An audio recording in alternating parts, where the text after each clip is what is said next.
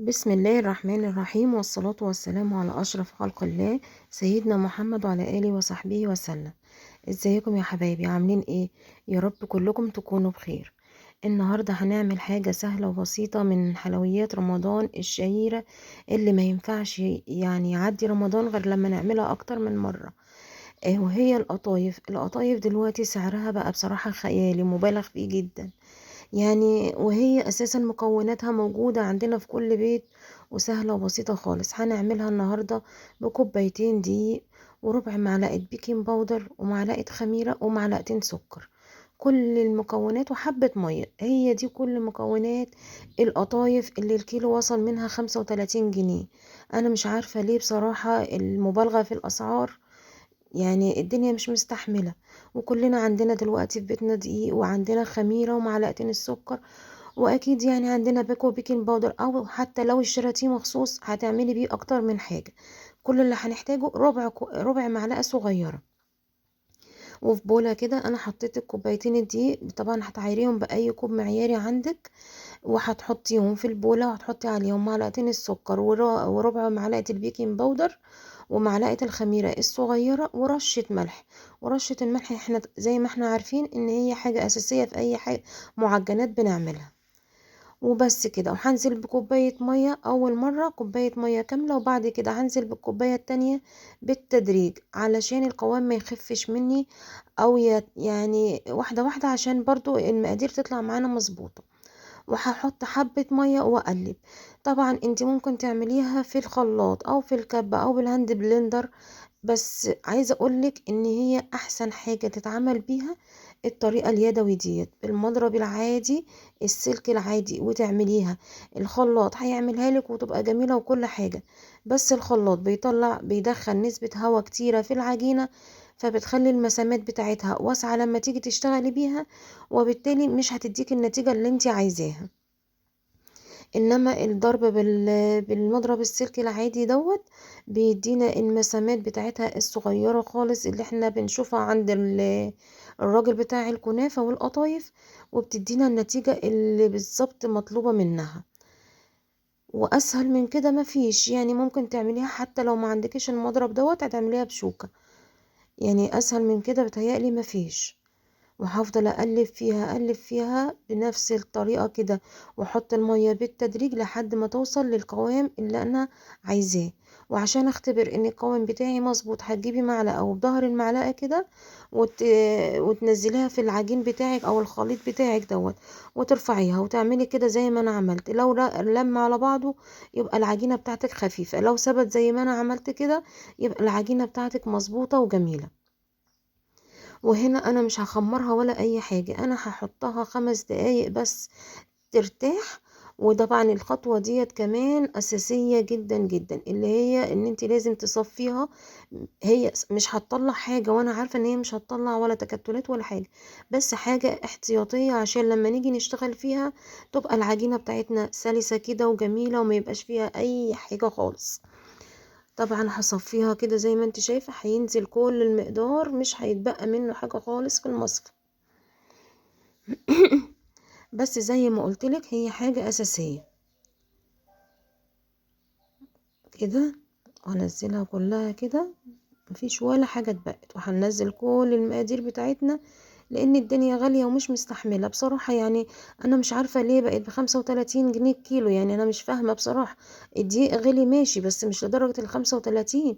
يعني ده الكيلو بيطلع لك ما شاء الله، يعني اللي هو بيعمل كيلو دقيق بيطلع لك حوالي 2 كيلو او 3 كيلو قطايف، يبقى ليه بتزودها بالضعف كده؟ انا هنا بقولك هسيبها 5 دقايق بس، مش اكتر من كده. هنا بقى انا جهزت صينية وحطيت عليها فوطة، وفوطة تانية هغطي بيها بعد ما اطلع من الطاسة. وليه لازم اعمل كده؟ عشان القطايف بتاعتي لما تطلع من على النار واحطها كده واغطيها تحن على بعضها، لما اجي بعد كده اشتغل بيها تبقى طرية وما تفلقش ما تقطعش مني. وهنا انا عندي الصينية بتاع الطاسة بتاعتي، او صينية او اي حاجة ممكن تشتغلي بيها عادي، وتمسحيها مسحة زيت اول مرة بس. وهنا انا الخطوة اول مرة طبعا اللي هي التجربة، المفروض ان انا كنت شلتها في المونتاج يعني عشان ابين لك ان انا كله تمام. بس هنا انا هوريكي ان انا لسه بختبر العجينة بتاعتي، وبختبر الطاسة، وبختبر النار.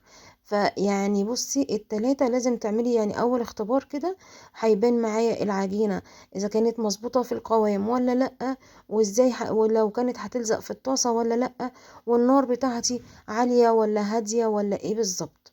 فدي اول حطيتها في الطاسة، وهتشوفي معايا دلوقتي وانا بطلعها هتلاقيها اول حاجة لزقت، يبقى النار ما كانتش مظبوطة، النار بتاعتي كانت هادية زيادة عن اللزوم عشان كده لزقت. والعجينة بتاعتي تمام، والحجم اللي انا حطيته ما زادتش زيادة عنه ولا اي حاجة، يبقى العجينة بتاعتي تمام. يبقى هي دلوقتي الملاحظة اللي انا لاحظتها ان النار هي اللي ما كانتش معايا مظبوطة، أهي زي ما انت شايفة. بصي بقى هنا الفراغات بتاعتها او المسامات بتاعتها جميلة ازاي. هنا بدأت اظبط بقى النار، بصي هنا لزقت عشان كانت لسه برضو النار مش مظبوطة، والطاسة لسه ما سخنتش بالدرجة اللي مطلوبة منها، فلزقوا مني اول وحدتين. عادي خالص نضفتهم ومسحت الطاسة بتاعتي وبدأت كده اشتغل. هتشوفي بقى العجينة بتاعتي هتطلع جميلة، والتسوية بتاعتها هتتظبط وتبقى تمام التمام. وطبعا هنا درجة التحمير انت براحتك، انا هنا مش هحمرها جامد عشان لما اجي احشيها واسويها تاخد معايا وقت على النار عشان اتأكد ان هي استوت وقرمشت معايا، ما تبقاش كده تتحمر بسرعة وتطرى مني بسرعة وما تبقاش حلوة. بصي الدرجة انا بطلعها يدوب كده، اول ما تبدأ الفقاقيع اللي فوق ديت المسامات بتاعتها كلها كده تبان وتنشف شوية وتدخل في تسوية، اروح شايلاها. ما تسويهاش 100%، يعني تشيليها وهي لسه يدوبك فاضل لها سيكة، عشان اول ما هتطلعيها لسه هي سخنة هتوصل للدرجة المطلوبة منها، عشان زي ما قلت لك لما تيجي تقفليها ما تفلقش زي ما احنا بنشتريها من بره. لحد اول ما تيجي تحشي القطايف تبص تلاقيها كلها فتحت وفلقت كده مش حلوة خالص.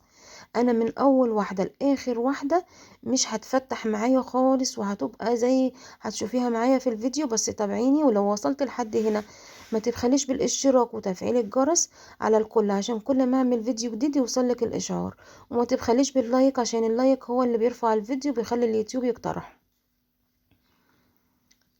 هبدأ بقى كده انزل، والمعلقة المعيارية ديت لو مش موجودة عندك يعني ممكن تحطيها في البراد، ممكن تحطيها في كوب معياري، ممكن تحطيها في ازازة، يعني اي حاجة ممكن ان انت تشتغلي بيها نفسك، بمعلقة بكبشة الكبيرة بتاعة الغرف ديت، اي حاجة. انا هنا عندي الكوب المعياري دوت فقلت هستخدمه.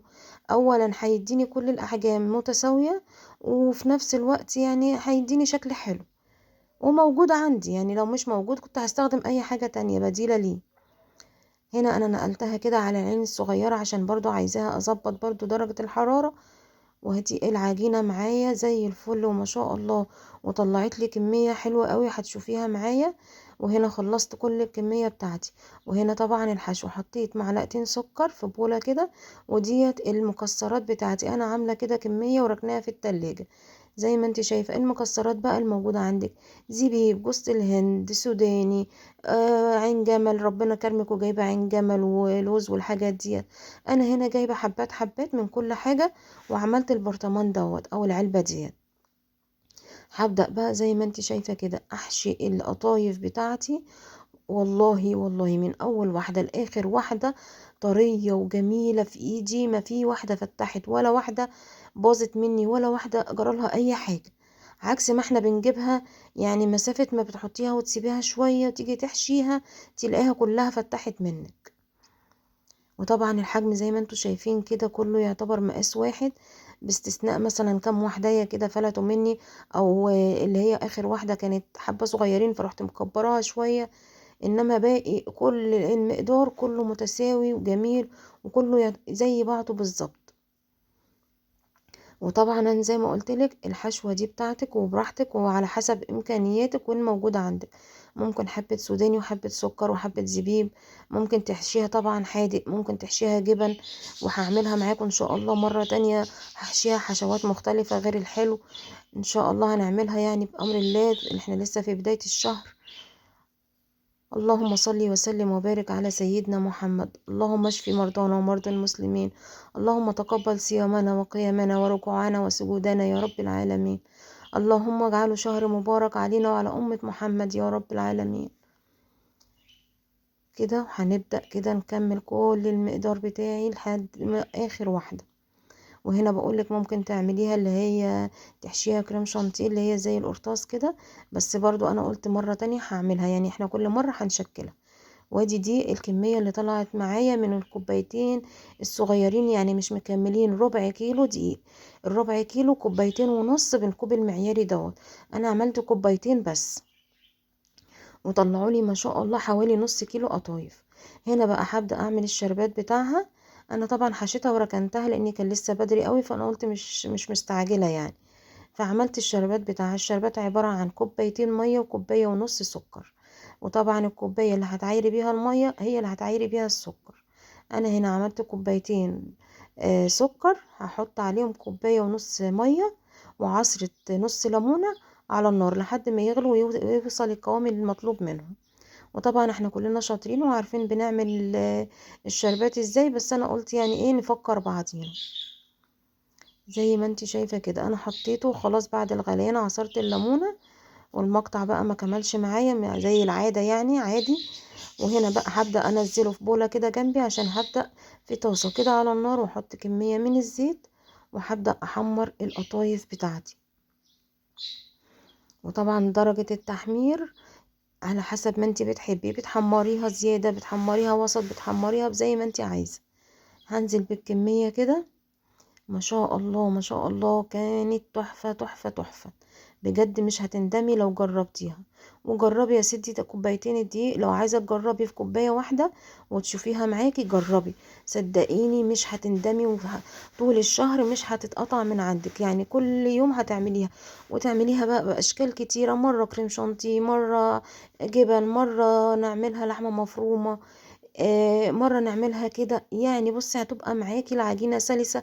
وممكن طبعا تعملي كمية مرة واحدة وتعمليها تحشيها وتجهزيها في التلاجة وتشيليها في الفريزر كده أطباق، على حسب كل مرة تطلعي الطبق يبقى حبة الشربات وجاهزين وبألف هنا وشفا. زي ما انت شايفة كده انا بحمر بقى. شايفة اللون اللي انا طلعته؟ عشان كده انا قلتلك انا يعني حاولت ان انا اطلعها يعني فاتحة شوية، مغمقهاش زي اللي احنا بنجيبها من عند الراجل، علشان لما اجي احمرها تاخد معايا وقت شوية في التسوية، وبالتالي تطلع معايا مقرمشة. اطلع من الزيت على الشربات، وما تحاوليش تسيبيها كتير في الشربات، يعني انا يا دوبك بطلعها واقلبها تقليبه واروح مطلعها على طول عشان ما تطرش مني. شايفه الجمال والحلاوه؟ اظني بعد كده بقى انسي ان انتي تشتريها من بره تاني.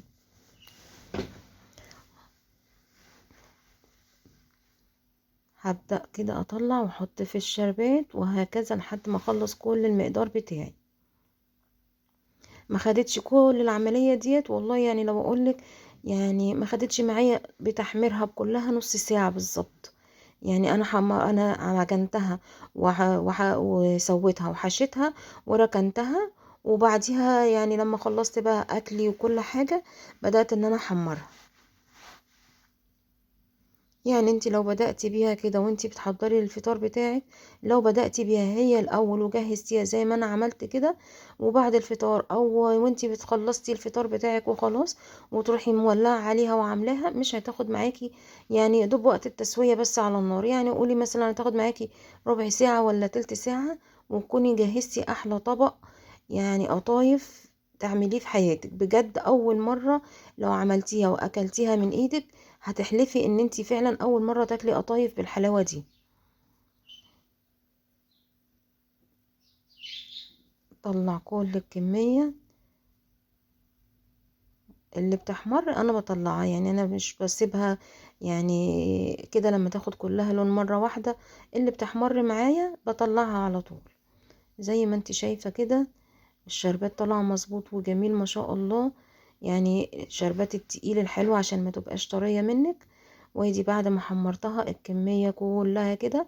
طبعا الجرنشة دي بتاعتك، عايزة تسيبيها سادة، عايزة ترش عليها شوية جوز الهند زي ما انا عملت، شوية مكسرات، واحدة عين جمل كده عشان اعرفهم يعني ان انا صارفة ومكلفة مش اي كلام.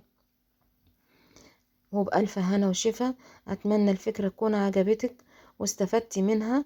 ولو استفدتي منها ما تبخليش بالاشتراك في القناة وتفعيل الجرس عشان يوصلك مني كل جديد.